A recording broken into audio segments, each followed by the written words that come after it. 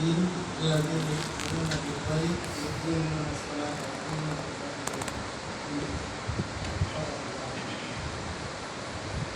উপস্থিত সম্মানিত সম্মানিত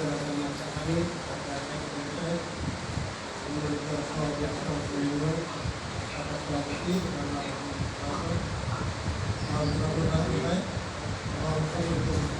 আসসালামু আলাইকুম ওয়া রাহমাতুল্লাহি ওয়া বারাকাতুহু। মহান আল্লাহ পাকের দরবারে লাখ কোটি শুকরিয়া জ্ঞাপন করছি যে মহান আল্লাহ পাক আমাদেরকে ঈদ পরবর্তী ঈদ পুনর্মিলনে একত্রিত হয়ে আমাদের কিছু বলার সুযোগ করে দিয়েছেন, সেই জন্য আমরা সবাই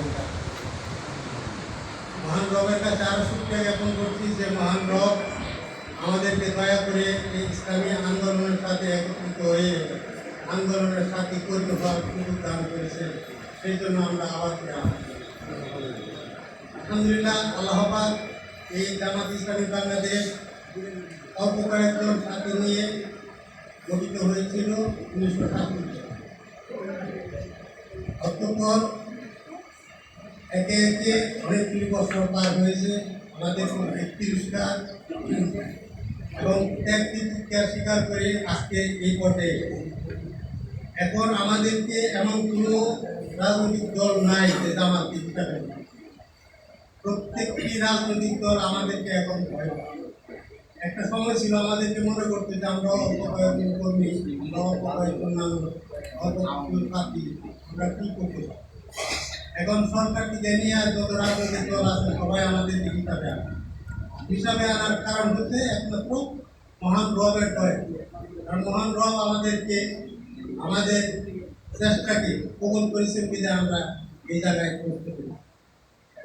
মহান আল্লাহ পাক আমাদের আমি যে আয়াতগুলি পাঠ করছি যে আয়াতের উত্তর হচ্ছে আল্লাহ পাক বলেন জালিকাল কিতাব লা রাইবা ফীহি, এই সেই কিতাব, সেই কিতাবে কোনো সন্দেহ হবে।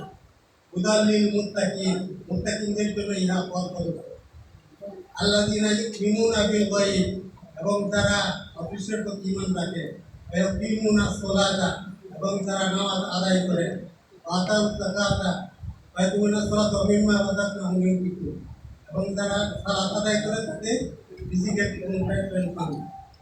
মহান আল্লাহ পাক আমাদের কাছে ওয়াদা করেছেন যে আমরা যদি আল্লাহর রাস্তায় চলি, এই কোরআনের প্রতি বিশ্বাস রাখি, এই কোরআনের প্রতি আস্থা রাখি, তাহলে আমাদের জন্য রয়েছে উচিত গুনাহ।